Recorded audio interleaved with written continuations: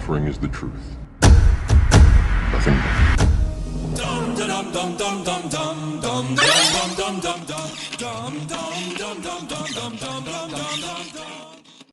Good evening, everyone, and welcome to episode 1 of Debunking Professor Dumdave. Okay, I've had a lot of truthers coming to me lately talking about this Professor Dave character who supposedly has these 10 challenges for flat earthers. Now, personally, I haven't watched any of this guy's videos except for the 10 challenges that a friend sent me yesterday saying there's this guy with a goofy YouTube channel that tries to debunk flat earth videos and conspiracy videos. So anyways, before I watched the video, I went on to his Facebook just to kind of see what people said about him in the comments, being that he calls himself a professor. So let's check that out first. 3.8 star, not bad. Okay, we have Nicholas here who says pseudoscience and fictitious claims, nothing but lies from this fake professor. Okay, Simon, fairly knowledgeable on a good amount of topics, but an utterly poor debater, consistently leaning on a handful of keywords like triggered and fraud.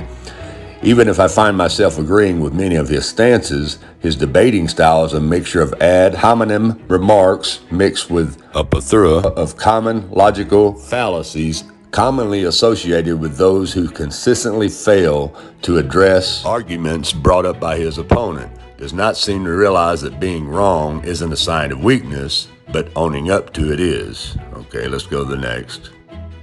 Okay, we have Justin here who says Professor Dave is a raging narcissistic monster who thinks he's never wrong. If a viewer disagrees with his thinking at all, he instantly accuses them of simply being hurt or debunking some myth of theirs. That's hopeful thinking on his part. Look at the other negative reviews as an example. That's exactly his response. The reality, however, is that he is hardly convincing of anything to anyone he doesn't like because of his terrible attitude and demeanor towards the public in general, even his own supporters. He can't imagine that a rational, objective thinker would ever disagree. Okay. Here we have Denny who says principles of inorganic chemistry. Okay.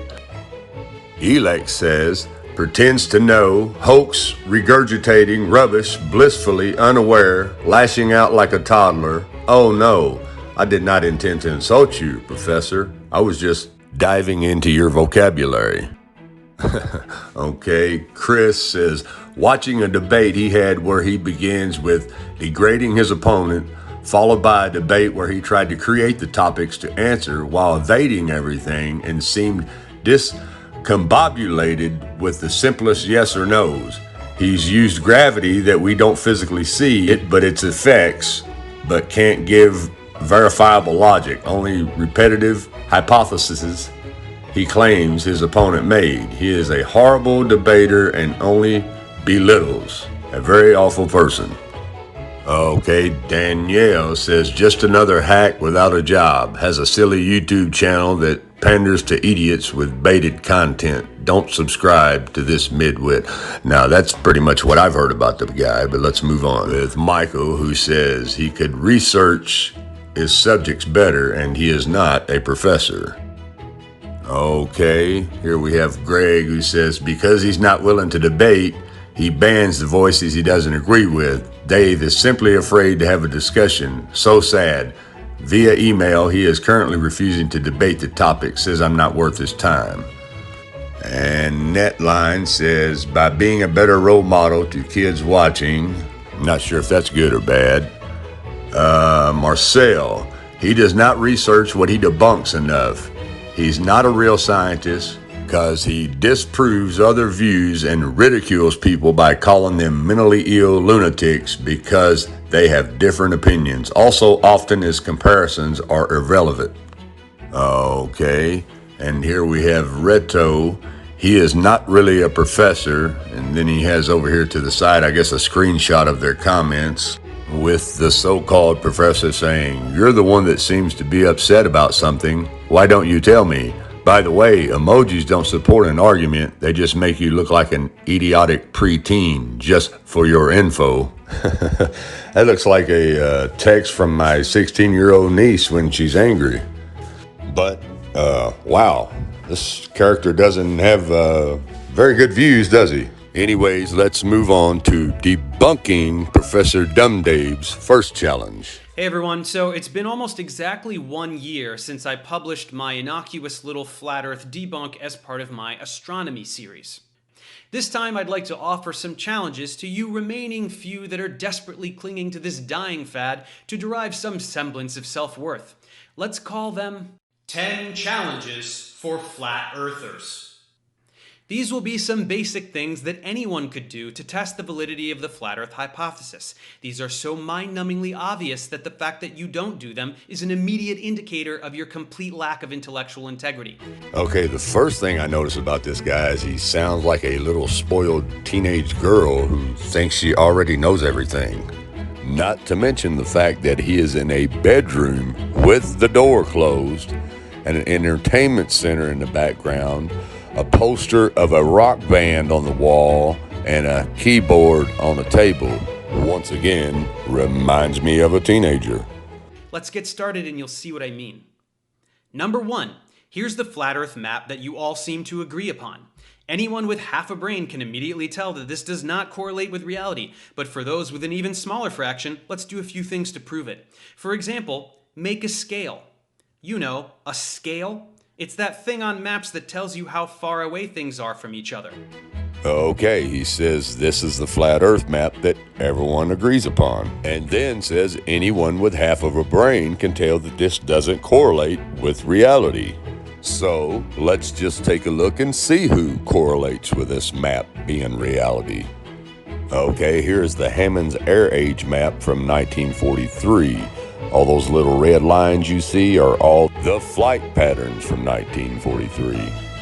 And here we have the American School of the Air map from 1947. All those little red lines are all the flight patterns from that year. And here we have another Air Age map with the flight patterns on it from 1950. And here we have the United Nations logo with the same map. And here we have the UN flag with the same map. And here we have the United Nations General Assembly Hall with the same map on the wall in the background. And the Meteorological Organization, International Maritime Organization, even the World Health Organization, they all have this map in their logo. And I could go on and on, but the point is all these organizations and government agencies seem to correlate with this map as reality. And I would say that we all agree that these agencies and organizations are a lot smarter and a lot more important than this guy. And that alone debunks his comment of the map correlating with reality. Now let's move on. For example, make a scale. You know, a scale? It's that thing on maps that tells you how far away things are from each other. Look at this map. There's a scale. You can pick 2 cities and determine the approximate distance between them. Then you can drive your car from one to another and verify that it is the correct distance. Now back to your little map. Okay, now he's talking about using a scale on a real map for distances. Now, any professor knows that any world map is not correct at all. For instance, check this out. You're telling me that Germany isn't where we think it is? Nothing's where you think it is. That's because maps are lying to you. Are you saying the map is wrong? Oh dear, yes. It's just a common belief that maps are absolute, conclusive, and indisputable. People tend to believe maps because by and large they work for them.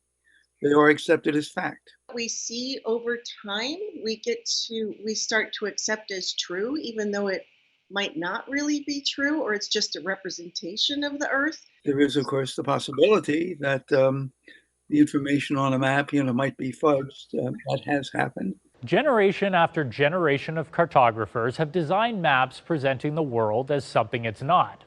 In fact, some cartographers have used maps as tools of propaganda. Not all maps, however, were created to steal land or to control an industry. The German cartographer, Mercator, originally designed this map in 1569 as a navigational tool for European sailors.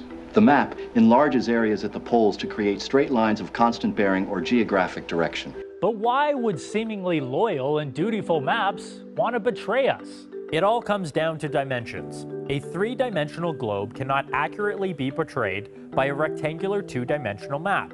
In other words, you can't square a circle. Geographers have always struggled with the challenge of representing our spherical world on a flat paper. So you can't wrap a globe in paper because you get wrinkles and overlap, and it just doesn't work right.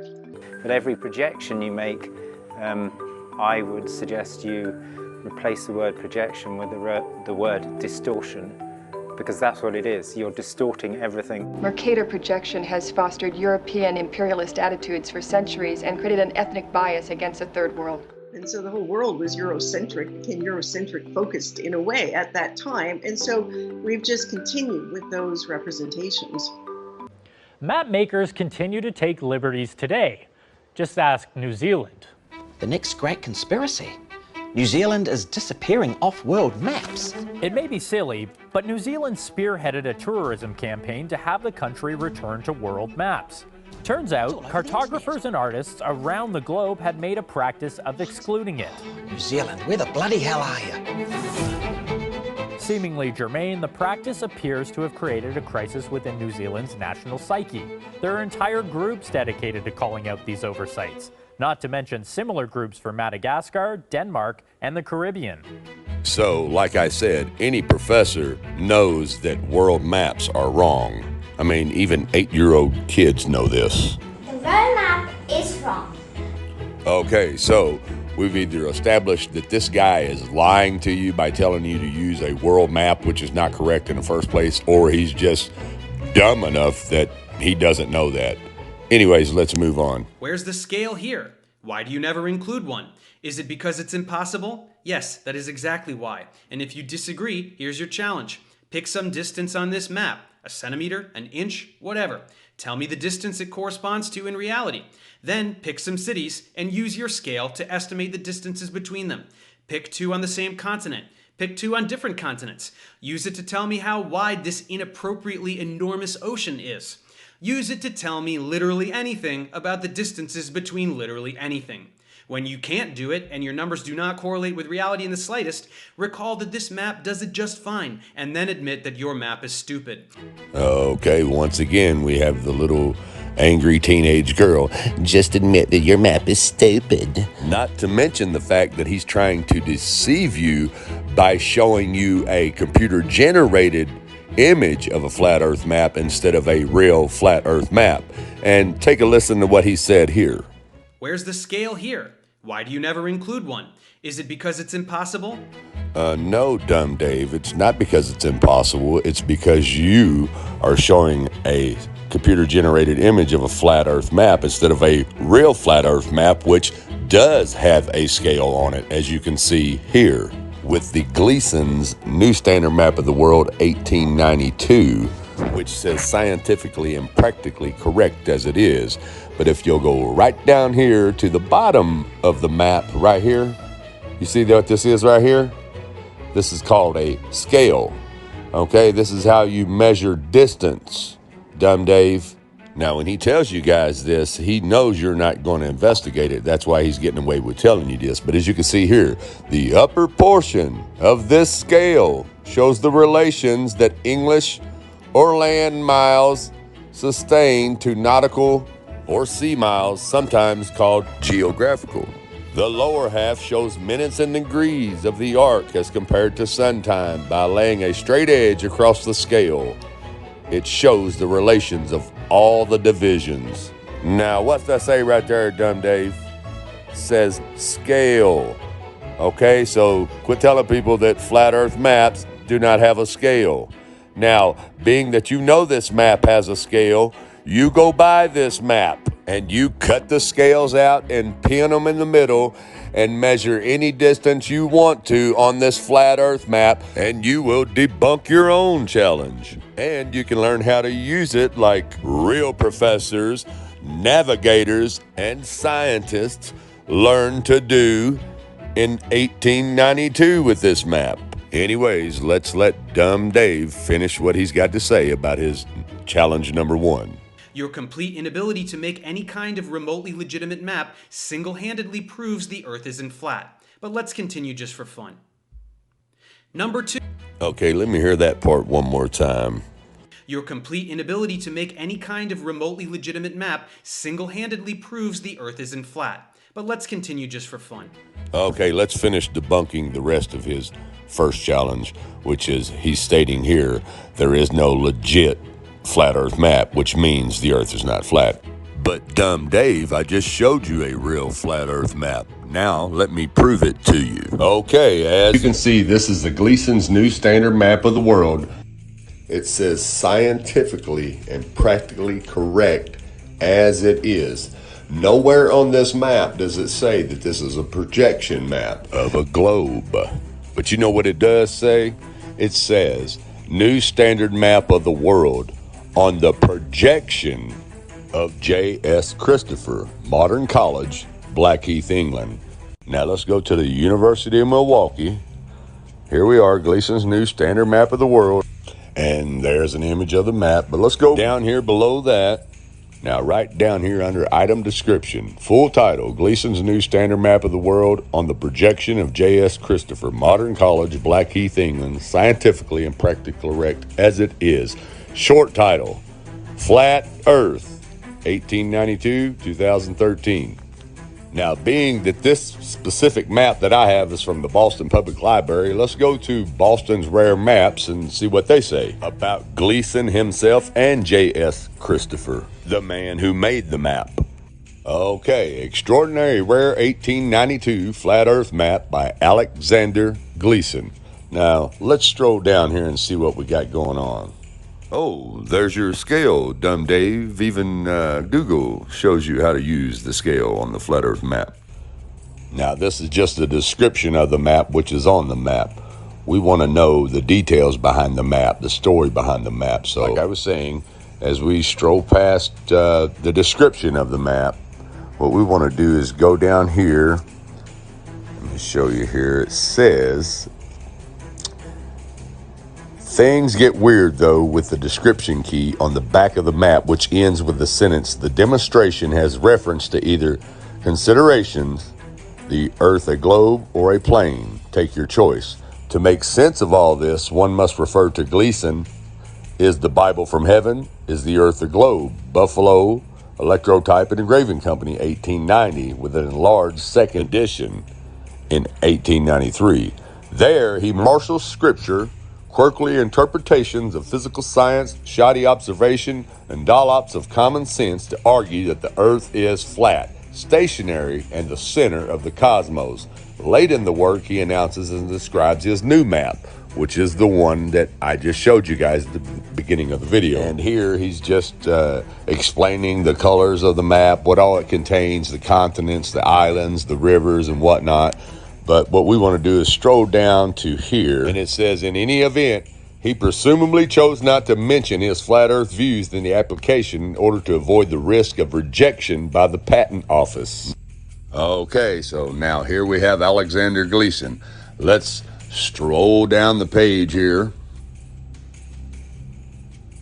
Okay, Alexander Gleason, November 28th, 1827 to March 13th, 1909, was an American machinist and civil engineer, a proponent in his later years of flat earth theory, and in particular noted for his new standard map of the world, 1892, the one that we are speaking of, the one that I just showed you. Okay, now let's stroll down here a little further to the press coverage and see what it says. Okay, Buffalo and the Earth. An intelligent journal says the world is our oyster. Buffalo Commercial, Buffalo, New York, 7/21, November 1890. Is it any wonder that Alexander Gleason, of number 1201 Niagara Street is making an effort to prove that the earth is flat. Nowadays, nothing seems impossible to a Buffalonian. When Mr. Gleason has successfully demonstrated his theory in regard to our planet, he will doubtless take possession of the earth in the name of his native city. There was a time when Chicago waved the palm for greatest exhibition and municipal claims. The tide of empire, however, has begun to set eastward. Buffalo, the world is yours. Zetetic and theoretic defined. Buffalo Commercial, Buffalo, New York, 6/24, March 1893. Again, there has arisen in our midst with bold attack upon the present system of astronomy and geodesy, a work of surpassing magnitude by one Alexander Gleason of our own city, published by the Buffalo Electrotype and Engraving Company, and for sale by either of the above named. The work referred to bears of the title, Is the Bible from Heaven? Is the Earth a Globe? While it is manifest from a moment's glance that to the first interrogation there is no doubt in the mind of the writer as to the inspiration of the word. In regard to the second, if the diagrams and statistical measurements are correct, there remains some hard-shelled nuts for our scientists to crack.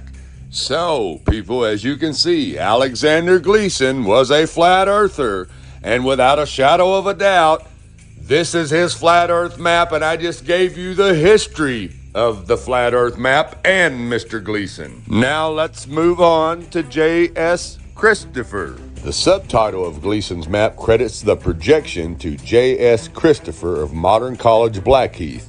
Okay, now let's stroll down and see about Christopher. It says he was born 1805 in Dartmouth, Devon, was a merchant active in the East, blah, blah, blah, blah, blah.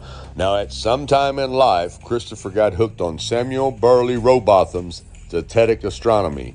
Now, if you're not familiar with who Samuel Burley Rowbotham is, he wrote a book in 1864 called Earth Not a Globe. Both Zetetic Astronomy and Christopher's map made their way across the Atlantic and found inheritance here in the United States. Alexander Gleason among them. Somehow Gleason got hold of Christopher's map and republished it. Not once, but twice. And if you look a little further down, it says Gleason's 1885 flat earth map is so rare that only images I find are reproductions such as this one on eBay. His second map of 1892 offered here is almost equally rare. So now that we have established that this is a map of a flat earth, through detailed research that I just showed you, and showed you how Alexander Gleason and J.S. Christopher are both flat earthers. And this is their flat earth map. And even the pretty lady here on the news will tell you it's not a projection map of the globe, it's a flat earth map with the North Pole in the center and the ice walls holding everything in. Check it out. The curving horizon, the sloping sea level, the spin of the Earth. Unless you can see these phenomena with your own eyes, they may not be true. Unlike what we've been told in school, the Earth looks like a snow globe, round but not sphere. The North Pole is at the center of most flat Earth maps, with the ice of Antarctica holding everything in. You see, even the news lady knows that this is a flat earth map. Anyways, we have debunked Professor Dumdave's #1 challenge. Therefore, that completes this episode of Debunking Professor Dumdave. So everyone be sure to join me in episode 2, where we debunk his #2 challenge. Everyone, thanks for watching. Have a good night, and God bless.